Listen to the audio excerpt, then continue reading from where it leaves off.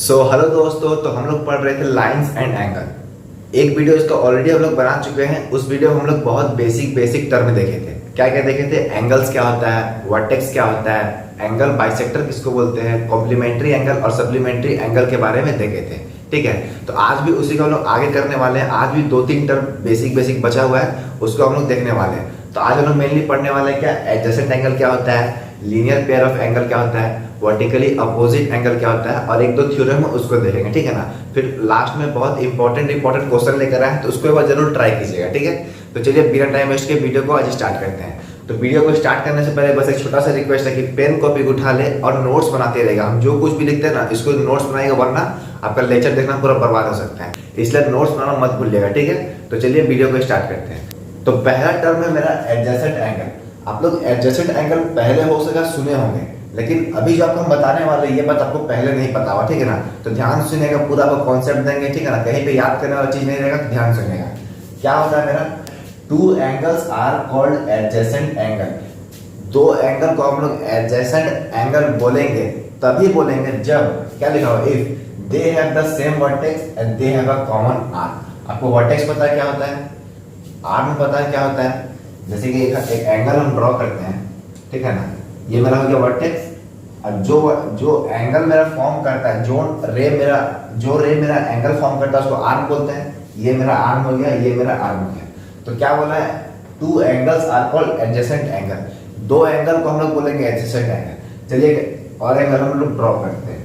एक एंगल को नाम देते हैं 1 और इसको नाम देते हैं 2। ठीक है, ध्यान सुनिएगा। क्या बोला है, they have the same vertex. ठीक है, कंडीशन दिया है, हम लोग तभी दो एंगल को एडजेसेंट एंगल बोलेंगे जब पहला कंडीशन क्या है, they have the same vertex. अब बताइए एंगल 1 और एंगल 2 का, एंगल 1 का वर्टेक्स कौन सा, ये वाला, और एंगल 2 का मेरा वर्टेक्स कौन है, ये वाला। यानी दोनों का सेम वर्टेक्स है, ये मेरा सेटिस्फाई कर गया। अब दूसरा क्या बोला, they have a common arm. अब बताइए इस एंगल का मेरा एक आर्म ये है और एक आर्म ये है। ठीक है, और एंगल 2 है, इसका एक आर्म ये है और एक आर्म ये है। यानी कि ये वाला जो मेरा आर्म है, ये मेरा कॉमन आर्म है। कॉमन आर्म है कि नहीं, ये वाला आर्म जो है एंगल 1 का भी है और ये वाला आर्म मेरा एंगल 2 का भी है। यानी कि एक मेरा कॉमन आर्म है। तो इस दोनों एंगल 1 और एंगल 2 को एडजेसेंट एंगल बोल सकते हैं। हाँ बोल सकते हैं, क्योंकि दोनों एंगल का वर्टेक्स सेम है, दोनों एंगल में एक आर्म मेरा कॉमन है। ठीक है, अब बात बचा ये आर्म और ये आर्म, इसको हम लोग क्या बोलेंगे, नॉन कॉमन आर्म। ठीक है, जो कॉमन हो जाता है उसको क्या बोलते हैं, कॉमन आर्म। अब बाकी जो दो आर्म बचा है, अब बाकी जो मेरा दो आर्म है उसको क्या बोलेंगे, नॉन कॉमन आर्म। बात समझ में आया। अब देखिए सेकेंड टर्म है क्या है, लीनियर पेयर ऑफ एंगल। ठीक है, पहले वो डेफिनेशन देख लीजिए क्या है, two adjacent angle are said to form a linear pair of angle if their non-common are two opposite है। ये भी एक तरीका का adjacent angle ही है, लेकिन ये ऐसा adjacent angle है कि जिसमें जो नॉन कॉमन आर्म है, देखिए ये मेरा दोनों क्या है, नॉन कॉमन आर्म। अगर एंगल 2 एंगल 3 की बात करें तो ये आर्म और ये आर्म मेरा क्या है, नॉन कॉमन आर्म। अगर एंगल 1 एंगल 2 की बात करें तो ये मेरा और ये मेरा क्या है, नॉन कॉमन आर्म। तो जो नॉन कॉमन आर्म है जस्ट अपोजिट होना चाहिए। अगर एक इधर गया है तो एक मेरा इधर होना चाहिए। ठीक है, जस्ट अपोजिट होना चाहिए। अगर ऊपर गया है तो एक नीचे होना चाहिए। यानी कि अगर एक नॉन कॉमन आर्म ऊपर है तो एक जस्ट उसके नीचे होना चाहिए। ठीक है ना, अपोजिट डायरेक्शन में होना चाहिए। तो क्या बोला है, two adjacent angle are said to form a linear pair of angle if their non commons are two opposite ray. ठीक है, सिंपली अगर एक आसान भाषा में बोले तो अगर कोई भी एक लाइन है उसमें अगर एक रे ड्रॉ कर देते हैं, तो पहला बात ये बताइए ये मेरा एडजेसेंट एंगल हुआ कि नहीं। यहाँ पे दो एंगल फॉर्म हो रहा है, एंगल 1 इसको मानता है, इसको मानता है एंगल 2। एडजेसेंट एंगल होगा कि पहले ये बताइए, होगा क्यों नहीं होगा। देखिए ये एंगल का मेरा ये वर्टेक्स हो गया और ये वाला एंगल का मेरा ये वर्टेक्स हो गया, सेम वर्टेक्स हो गया। इसका एक आर्म ये है, ठीक है ना, एंगल 2 का एक आर्म ये होगा और एंगल 1 का भी तो एक आर्म यही होगा। तो कॉमन आर्म भी तो मिल गया, यानी कि एंगल 1 और एंगल 2 मेरा एडजेसेंट एंगल है। लेकिन ये ऐसा एडजेसेंट एंगल है जिसका जो इसका नॉन कॉमन आर्म है जस्ट इसके अपोजिट डायरेक्शन। देखिए ना, एक मेरा नॉन कॉमन आर्म इधर गया है, जस्ट इसके एक अपोजिट इधर गया है। तो इस टाइप का एडजेसेंट एंगल को क्या बोलेंगे, लीनियर पेयर ऑफ एंगल। क्या बोलेंगे, लीनियर पेयर ऑफ एंगल। ठीक है, सिंपल अगर एक लाइन में बोले, आसान भाषा में बोले, अगर कोई भी लाइन में एक रे अगर ड्रॉ कर देते हैं तो हमेशा मेरा लीनियर पेयर ऑफ एंगल बनता है। समझ में आ रहा क्या बोल रहे हैं? कोई भी एक लाइन में अगर कोई एक रॉ को इंटरसेक्ट या फिर ड्रॉ कर देते हैं तो पहला बात तो मेरा एडजेसेंट एंगल जरूर बनेगा, ठीक है ना। एडजेसेंट एंगल बनेगा और ऐसा एडजेसेंट एंगल बनेगा, लीनियर पेयर ऑफ एंगल उसको बोलेंगे, ठीक है। क्योंकि जो मेरा नॉन कॉमन आर्म है वो जस्ट मेरा अपोजिट डायरेक्शन में, ये एक लाइन मान लीजिए, इसमें एक रे ड्रॉ करते हैं, ठीक है। ये एक एंगल बना और ये एक मेरा एंगल बना, एडजेसेंट एंगल है मेरा। लेकिन क्या हो रहा है, जो मेरा नॉन कॉमन आर्म है जस्ट अपोजिट डायरेक्शन में, एक इधर गया है तो एक नीचे गया है, तो जब भी ऐसा होगा तो उसे क्या बोलेंगे, लीनियर पेयर ऑफ एंगल। लेकिन अगर ऐसा रहता है, अब बताइए दोनों मेरा क्या है, एडजेसेंट एंगल तो है, लेकिन इसका जो एक नॉन कॉमन आर्म एक इधर गया है और एक इधर गया, यानी कि अपोजिट डायरेक्शन में दूसरा नहीं है, तो इसको हम लोग लीनियर पेयर ऑफ एंगल नहीं बोलेंगे। हमको नॉन कॉमन आर्म देखना है लीनियर पेयर ऑफ एंगल के लिए, इसका अपोजिट होना चाहिए, ठीक है। समझ में आ गया? एडजेसेंट एंगल किसको बोलते हैं और लीनियर पेयर ऑफ एंगल किसको बोलते हैं, तो इसको नोट डाउन करना है तो कर लीजिए। तो देखिए अभी जो बताएं एडजेसेंट एंगल क्या होता है और लीनियर पेयर ऑफ एंगल क्या होता है, उसी दोनों के बेस पे एक थ्योरम बन गया है। वो थ्योरम क्या है मेरा, पहले इसको पढ़ लेते हैं, ठीक है ना। क्या बोला है, if a ray stands on a line then the sum of the adjacent angle form is 180 degree. यानी कि क्या बोला है, अगर कोई एक रे हम लोग ड्रॉ करते हैं कोई भी लाइन में, तो जो मेरा एडजेसेंट एंगल बनेगा, ठीक है, तो उस दोनों एंगल को जब सम करेंगे तो हमेशा मेरा 180 डिग्री होगा। यानी कि थ्योरम बस ये कहता है, आसान बोले तो क्या है, अगर एक लाइन में कोई भी रे ड्रॉ करते हैं, ठीक है ना, ऐसे ड्रॉ कीजिए, ऐसे ड्रॉ कीजिए, कहीं से भी ड्रॉ कीजिए, अगर एक रे ड्रॉ करते हैं तो पहला बात मेरा दो एंगल बन जाएगा, एक एंगल 1 एक एंगल 2, ठीक है। अब ये दोनों मेरा क्या है, एडजेसेंट एंगल। अब क्या बोला है, the adjacent angle form is 180 degree, यानी कि ये दोनों एंगल का जो सम होगा, एंगल 1 प्लस एंगल 2, ये मेरा कितना होगा, 180 डिग्री। अब ऐसा क्यों होगा, आपको पिछला वीडियो में बताए थे एंगल का टाइप में एक होता है स्ट्रेट एंगल। अब ये जो लाइन है ये मेरा स्ट्रेट एंगल है कि नहीं, स्ट्रेट एंगल है मेरा। अब स्ट्रेट एंगल का सम कितना होता है, 180 डिग्री। ये पूरा कितना होता है, 180 डिग्री। अब कोई रे आके बीच से काट देगा तो क्या है, जो टोटल सम है वो मेरा कम होगा, भले अलग अलग पार्ट में डिवाइड कर देगा, लेकिन टोटल सम तो मेरा 180 डिग्री ही ना होगा। जैसे कि अगर एक लकड़ी मेरा है 10 मीटर का, ठीक है, इसको हम काट देते हैं यहाँ से 3 मीटर में और एक काट देते 7 मीटर में, तो टोटल जो लकड़ी का लेंथ है वो तुम्हें 10 मीटर का रहेगा, भले अलग अलग पार्ट में तोड़ के रख दिया, लेकिन लकड़ी का जो लेंथ है वो मेरा कम होगा, लकड़ी का तो लेंथ वही रहेगा। तो सेम चीज यही तो होता है, टोटल लेंथ मेरा इसका 180 ऑलरेडी आपको पता है, क्योंकि स्ट्रेट लाइन ही है, स्ट्रेट लाइन का हमेशा एंगल कितना होता है, 180 डिग्री होता है। उसको रे आगे बीच से काट देता है तो टोटल लेंथ तो 180 डिग्री है, सम को ऐड कर देंगे तो बात समझ में आ रहा है। अब ऐसे कि एक लाइन है, कोई दो रे आगे काट दिया, यहाँ पे 3 एंगल बनेगा, एंगल 1 एंगल 2 और एंगल 3। अब एंगल 1 प्लस एंगल 2 एंगल 3 कितना होगा, 180 डिग्री, यानी कि टोटल सम मेरा 180 का 180 ही रहेगा। बस यही कहता है थ्योरम 1, ठीक है। अब इसका जो प्रूफ है वो एग्जाम में कहीं पूछता नहीं है, बस आपको इतना जान लेना है कि कोई भी लाइन में अगर रे ड्रॉ करते हैं तो टोटल जो मेरा सम होता है वो मेरा 180 डिग्री होता है, ठीक है ना। एंगल में कोई चेंज नहीं होता, क्योंकि स्ट्रेट जो एंगल होता है वो ऑलरेडी मेरा 180 डिग्री का होता है। तो इसका प्रूफ कैसे हुआ ये कभी एग्जाम में पूछता नहीं है, बस थ्योरम को याद कर लीजिएगा, ठीक है। तो चलिए अब आगे बढ़ते हैं। अब जो मेरा नेक्स्ट टर्म और लास्ट टर्म है वो मेरा क्या है, वर्टिकली अपोजिट एंगल, ठीक है। अब देखिए वर्टिकली अपोजिट एंगल कब बनता है, क्या होता है, ध्यान सुनिए। अगर कोई दो लाइन इंटरसेक्ट करता है, कैसे भी, ऐसे करे कैसे भी, ठीक है, दो लाइन मेरा इंटरसेक्ट किया, लेकिन लाइन मेरा बेंड नहीं होना चाहिए। ये नहीं कि ऐसे कर दिए और ऐसे कर दिए, बेंड कहीं नहीं होना चाहिए। लाइन मतलब क्या होता है, स्ट्रेट होना चाहिए, ठीक है, भले वो ऊपर जाए नीचे जाए कोई मैटर नहीं करता है। तो जब भी मेरा दो लाइन इंटरसेक्ट करेगा तो मेरा 4 एंगल बनता है, एक एंगल ये, एंगल 1 एंगल 2 एंगल 3 एंगल 4। यहाँ पे भी 4 एंगल फॉर्म करेगा, एंगल 1 एंगल 2 एंगल 3 एंगल 4। तो जब भी दो लाइन इंटरसेक्ट करता है तो 4 एंगल बनता है।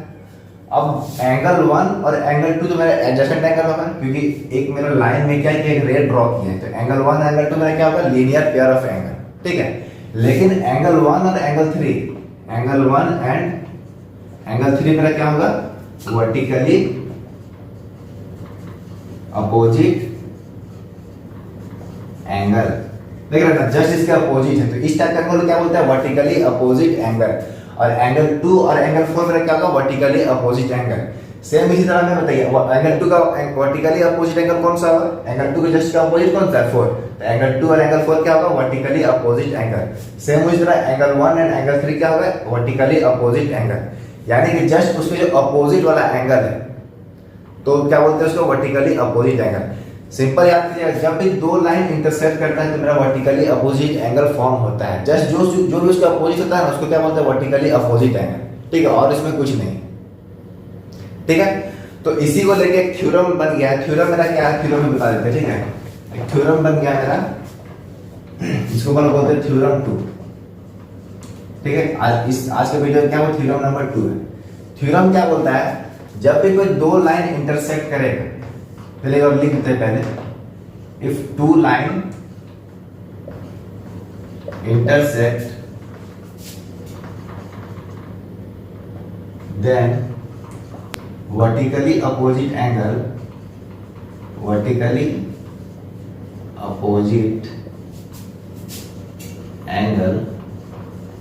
फॉर्म आर इक्वल, यानी क्या बोला, if two line intersect then vertically opposite angle form are equal. जब भी दो लाइन इंटरसेक्ट करेगा तो वर्टिकली अपोजिट एंगल फॉर्म होगा, अभी आपको बताए थे। अब जो वर्टिकली अपोजिट एंगल होगा वो हमेशा इक्वल होता है, जैसे कि एंगल 1 का क्या होगा, इसको देते हैं एंगल 3, ठीक है। तो एंगल 1 एंड एंगल 3 में क्या है वर्टिकली अपोजिट एंगल है, तो angle 1 equal to angle 3 always होता है। इसको माइंड याद, इसको हमेशा याद रखिएगा, ठीक है। अगर ये एंगल 2 है तो ये मेरा क्या है एंगल 4, मान चलते हैं एंगल 4 है, तो एंगल 2 इक्वल टू एंगल 4 हमेशा होगा। जब भी वर्टिकली अपोजिट एंगल होगा तो हमेशा वो इक्वल होता है, ठीक है। यही मेरा थ्योरम कहता है, बस इतना ही कहता है। पहला थ्योरम क्या बोला था, रिवाइज करते हैं, देखिए। पहला थ्योरम जो हम बताया क्या बोला था, अगर एक लाइन में रे ड्रॉ करते हैं तो जो मेरा एडिशन एंगल फॉर्म होगा कि क्या होगा, लीनियर पेयर ऑफ एंगल होगा, और एंगल 1 प्लस एंगल 2 कितना होगा, एंगल 1 प्लस एंगल 2 कितना होगा 180 डिग्री। और दूसरा थ्योरम क्या बोलता है, जब भी वर्टिकली अपोजिट एंगल फॉर्म करेगा, या फिर बोल सकते हैं कि जब भी दो लाइन इंटरसेक्ट करेगा तो वर्टिकली अपोजिट एंगल फॉर्म करेगा, एंगल 1 एंगल 3 ये दोनों मेरा वर्टिकली अपोजिट एंगल है, तो एंगल 1 इक्वल टू एंगल 3 हमेशा होगा ऑलवेज, ठीक है। तो ओवरऑल इतना ही दो कुछ थ्योरम था, ठीक है ना। तो इसको नोट डाउन करना, नोट डाउन कर लीजिए। अभी एक दो चार इंपॉर्टेंट क्वेश्चन करते हैं, उसको खुद से भी आप लोग ट्राई कीजिएगा, ठीक है ना। तो इसको नोट डाउन कर लीजिए। तो चलिए अब थोड़ा सा क्वेश्चन कर लेते हैं, ठीक है ना। अभी जो हम लोग दो थ्योरम पढ़े थे, बस उसी के बेस पे सारा क्वेश्चन रहने वाला है। तो क्वेश्चन मेरा क्या है, इन द एडजॉइनिंग फिगर, इस फिगर का बात करा, ठीक है। Find the value of x will make AOB straight line, यानी कि पहले ही बोल दिया कि एओबी मेरा क्या है स्ट्रेट लाइन, यानी कि एओबी मेरा क्या है स्ट्रेट लाइन, यानी कि टोटल सम से कितना होगा 180 डिग्री। अब इसमें क्या हुआ कि एक रे मेरा ड्रॉ किया है। थ्योरम 1 क्या बोला था, कोई भी अगर एक लाइन में रे ड्रॉ करते हैं तो जो दो एंगल मेरा फॉर्म होगा, एंगल 1 और एंगल 2, तो एंगल 1 प्लस एंगल 2 कितना होगा 180 डिग्री। इतना तो हमको पता है, थ्योरम से हमको इतना कुछ पता है। तो क्या हुआ कि एक रे ड्रॉ किया तो दो एंगल में इसको डिवाइड कर दिया है। एक एंगल कितना है 2x माइनस 5 और एक एंगल कितना है 3x प्लस 5। हमको क्या करना है, इसमें x का वैल्यू निकालना है, ठीक है। क्वेश्चन समझ में आ गया। अब देखिए आप हमको बताइए, थ्योरम 1 मेरा क्या बोला था कि अगर एक लाइन में रे ड्रॉ करते हैं तो जो मेरा दो एंगल में डिवाइड होगा तो दोनों का सम मेरा कितना होगा 180 डिग्री। तो चलिए ये दोनों को सम करते हैं, फिर इक्वल टू कितना दिखाएंगे 180 डिग्री। देखिए 3x plus 5 plus 2x minus 5, ठीक है। ये एंगल फर्स्ट एंगल हो गया, ये मेरा सेकंड एंगल हो गया, ये दोनों का ऐड करके कितना आएगा 180 डिग्री। यहाँ तक कोई दिक्कत नहीं। अब बताइए 3x प्लस 2x कितना होगा 5x प्लस 5 माइनस 5 तो कैंसिल आउट हो जाएगा, ठीक है, 0 बचेगा, इक्वल टू कितना हो गया 180 डिग्री। अब x की इक्वल टू कितना हो जाएगा 180 डिग्री डिवाइडेड बाय 5 कितना हो जाएगा 5 3 जा 15 और 3 0 5 से 30, यानी कि x का वैल्यू कितना आ गया 36, ठीक है। तो हमको निकालना क्या था, find the value of x। x का वैल्यू निकल गया 36, आंसर आ कितना होगा 36। समझ में आ गया। थ्योरम हम लोग अप्लाई किया, यहाँ पे थ्योरम 1 मेरा क्या बोला था, यही ना बोला था, अगर एक लाइन में कोई भी रे ड्रॉ करता है तो जो दो एंगल बचेगा उसका सम मेरा कितना होता है 180 डिग्री, ठीक है ना। तो इसको नोट डाउन करना है तो नोट डाउन कर लीजिए। तो अब देखिए नेक्स्ट क्वेश्चन मेरा क्या है, in the given figure if angle P Q R equal to angle P R Q, then prove that angle P Q S equal to angle P R T. Question को ध्यान से पढ़िए, क्या बोला है, इन द गिवन फिगर, यानी कि इस फिगर का बात कर रहा है। क्या बोला है, if P Q R equal to P R Q, यानी कि पी क्यू आर ये वाला angle equal to P R Q, यानी कि जो मिडिल में रहता है उस एंगल का बात करता है। क्या, पी आर क्यू, यानी कि पी आर क्यू इस एंगल का बात कर रहा है। तो ये दोनों मेरा एंगल इक्वल है। अगर इसको हम लोग x डिग्री मानते हैं तो ये भी मेरा x डिग्री होगा, क्योंकि दोनों मेरा इक्वल है, क्वेश्चन में बोल दिया है। तो हमको प्रूफ क्या करना है, then proof that angle P Q S equal to P R T, यानी कि पी क्यू एस ये वाला angle equal to P R T ये वाला एंगल, ये दोनों इक्वल है, हमको ये प्रूफ करना है। क्वेश्चन में क्या दिया हुआ कि ये एंगल इक्वल है, और हमको प्रूफ क्या करना है, ये एंगल और ये एंगल इक्वल है करके। ठीक है, तो कैसे सॉल्व होगा इसको ध्यान से सुनिएगा। पहला बात ये बताइए हमको, ये मेरा एक स्ट्रेट लाइन है, ठीक है, ये मेरा स्ट्रेट लाइन है। तो इसमें हम लोग एक रे मेरा इंटरसेक्ट कर रहा है यहाँ पे आके, तो ये दोनों एंगल को सम करेंगे तो कितना आएगा, 180 डिग्री। कौन कौन सा angle, angle P Q are और एंगल पी क्यू एस को सम करेंगे तो कितना होगा, 180 डिग्री होगा। तो हम लोग क्या लिखते हैं, angle P Q S plus ये कितना डिग्री है, एक्स डिग्री है, यहाँ पे एक्स डिग्री है ना, एक्स डिग्री इक्वल टू कितना होगा, 180 डिग्री। ठीक है, यहाँ तक कोई दिक्कत, ये दोनों एंगल का सम 180 डिग्री होगा। थ्योरम 1 से पता चला था ना हमको, स्ट्रेट लाइन कोई रे ड्रॉ किए तो ये दोनों का एंगल कितना होगा, 180 डिग्री।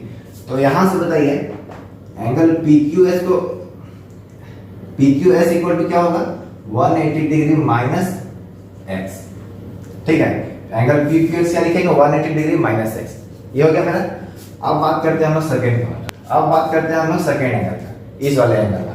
अब बताइए सेम केस यहाँ पे भी है, ये मेरा स्ट्रेट लाइन है, ये एक रे बीच में ड्रॉ किया है, तो फिर से मेरा एडजेसेंट एंगल बनेगा, यानी कि फिर से इस दोनों को सम करेंगे तो कितना होगा, 180 डिग्री होगा, है ना। थ्योरम 1 से पता चला हमको। तो अभी हम लोग क्या लिखने वाले हैं, angle P R T plus X degree equal to 180 degree होगा। ये दोनों का सम मेरा 180 डिग्री होगा ना, तो ये एंगल प्लस ये एंगल इक्वल टू 180 डिग्री लिखे। अब बताइए angle P R T equal to हम क्या लिख सकते हैं, 180 डिग्री माइनस एक्स। अगर इसको इक्वेशन 1 मानते हैं, इसको इक्वेशन 2 मानते हैं, तो इस दोनों को ध्यान से देखिए, पी क्यू एस मेरा किसके इक्वल है, 180 माइनस एक्स के इक्वल है। अब पी आर टी भी किसके इक्वल है, 180 माइनस एक्स के इक्वल है। तो फ्रॉम 1 एंड 2 ये लिख सकते हैं, angle P Q S equal to angle P R T. यही तो प्रूफ करा था हमको कि angle P Q S equal to angle P R T. कैसे, वो ध्यान देखिएगा, एंगल पी क्यू एस को हमने इसके इक्वल तक लिख दिया ना, यहाँ तक तो कोई दिक्कत नहीं होगा, क्योंकि ये दोनों का सम मेरा 180 डिग्री होगा। सेम चीज इस एंगल के साथ किया है, इसमें भी क्या है, angle P R T equal to 180 degree minus X, क्योंकि ये दोनों एंगल मेरा सेम है।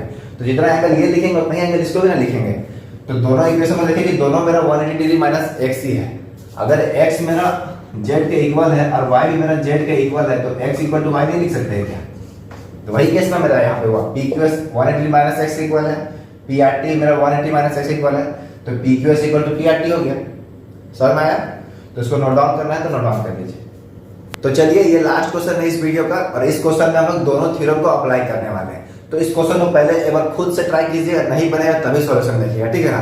तो क्वेश्चन क्या है मेरा, इन द गिवन फिगर, यानी कि इस फिगर की बात कर रहा है, A B C D E F are 3 lines. एक ए बी सी डी और ई एफ है 3 लाइन्स है, कॉन्करेंट एट ओ। अब ये आपके लिए नया होगा। कॉन्करेंट का मतलब क्या होता है, जब भी दो या दो से ज्यादा लाइन जिस पॉइंट पे इंटरसेक्ट करता है उस पॉइंट को बोलते हैं कॉन्करेंट। ठीक है, यहाँ पर 3 लाइन है, एक ए बी, एक सी डी और एक ई एफ। 3 लाइन में यहाँ पे इंटरसेक्ट कर रहा है, इसका नाम क्या दे दिए हैं, ओ। यही पे लिखा हुआ है 3 लाइन्स कॉन्करेंट एट ओ। ठीक है, find the value of y, यानी कि हमको ये y का वैल्यू निकालना है। ठीक है, तो देखिए सॉल्यूशन यहाँ पे करते हैं। हाँ, इतना छोटा में सॉल्यूशन हो जाएगा। अब बताइए थ्योरम 2 में हम लोग वर्टिकली अपोजिट एंगल के बारे में पढ़े थे, और ये भी पढ़े थे कि वर्टिकली अपोजिट एंगल मेरा क्या होता है, इक्वल होता है। तो अब बताइए लाइन ए बी और लाइन ए डी, 2 लाइन मेरा इंटरसेक्ट किया यहाँ पे। सिर्फ हम लोग इस लाइन को भूल जाएंगे, सी डी को भूल जाएंगे, ठीक है ना। ए बी और ए डी मेरा यहाँ पे इंटरसेक्ट किया, तो जब भी 2 लाइन इंटरसेक्ट करता है तो वर्टिकली अपोजिट एंगल फॉर्म होता है। तो एक मेरा ये एंगल और ये एंगल मेरा वर्टिकली अपोजिट एंगल है कि नहीं, तो यानी कि ये वर्टिकली अपोजिट एंगल है, तो ये मेरा 5y डिग्री है, तो ये भी तो मेरा 5y होगा, क्योंकि वर्टिकली अपोजिट एंगल मेरा इक्वल होता है। ये हमको कहाँ से पता चला है? थ्योरम 2 से पता चला है। ठीक है, तो अब हमको देखिए 2y 5y और 2y तीनों पता चल गया। ठीक है, अब देखिए क्या करने वाले हैं। अब ध्यान से देखिए, CD एक लाइन है, ये क्वेश्चन में लिखा हुआ है, ABCDEF और 3 लाइन्स लिखा हुआ है। कोई भी लाइन का टोटल सम कितना होता है? 180 डिग्री। तो अब यहाँ पे कौन सा थ्योरम अप्लाई होने वाला है? थ्योरम 1। क्या बोलता है? अगर कोई एक लाइन में कोई भी रे ड्रॉ कर लेते हैं तो जो उसका टोटल सम कितना होता है? 180 डिग्री होता है। यहाँ पर मेरा 2 रे फॉर्म कर रहा है। ठीक है, 1 2 3 एंगल में बढ़ गया, लेकिन तीनों का सम कितना होगा? 180 डिग्री। यानी ये क्या लिखेंगे? 2y + 5y + 2y = 180 degree. ठीक है, तो 2y + 5y + 2y कितना होगा? 9y = 180 degree. तो y का वैल्यू कितना हो गया? 180 डिवाइडेड बाय 9 कितना होगा? 180 डिवाइडेड बाय 9, y = 9 2 80 और 0 यानी कि 20 होगा। तो आपको y का वैल्यू निकालना था। हो गया मेरा सॉल्यूशन। देखे ना कितना इजी क्वेश्चन पूछता है। समझ में आ गया? कोई दिक्कत नहीं। तो चलिए, तो आज का वीडियो बस इतना ही। आपको आज हम बताएं एडजेसेंट एंगल क्या होता है, लीनियर पेयर ऑफ एंगल क्या होता है और वर्टिकली अपोजिट एंगल क्या होता है। और 2 थ्योरम बताए थे कि अगर कोई लाइन में एक रे ड्रॉ करते हैं तो जो मेरा एडजेसेंट एंगल बनता है टोटल सम कितना होगा? 180 डिग्री। 1 रे ड्रॉ कीजिए, 2 रे ड्रॉ कीजिए, 3 रे ड्रॉ कीजिए, जितना भी एंगल मेरा डिवाइड होगा टोटल सम मेरा कितना होगा? 180 डिग्री। और थ्योरम 2 में क्या बोला है कि कोई भी 2 लाइन को इंटरसेक्ट करते हैं तो जो मेरा वर्टिकली अपोजिट एंगल बनता है वो मेरा हमेशा इक्वल होता है। ठीक है, और 2-3 अच्छा क्वेश्चन कराए हैं। आई होप आपको वो भी क्वेश्चन देख के मजा आया होगा, खुद से सॉल्व कर पाए होंगे और आपको सब कुछ समझ में आ गया होगा। और अभी भी फिर भी कुछ डाउट है तो एक व्हाट्सएप ग्रुप मेरा बना हुआ है, उस ग्रुप का लिंक आपको डिस्क्रिप्शन बॉक्स में मिल जाएगा। तो वहां से जाके आप इस ग्रुप में ज्वाइन कर सकते हैं और कुछ भी डाउट होता है तो उस ग्रुप में आप डायरेक्टली हमसे पूछ सकते हैं। ठीक है ना? तो आज का वीडियो में बस इतना ही। मिलते हैं अगले वीडियो में किसी अगले टॉपिक के साथ। तो पढ़ाई करते रहे। Best of luck.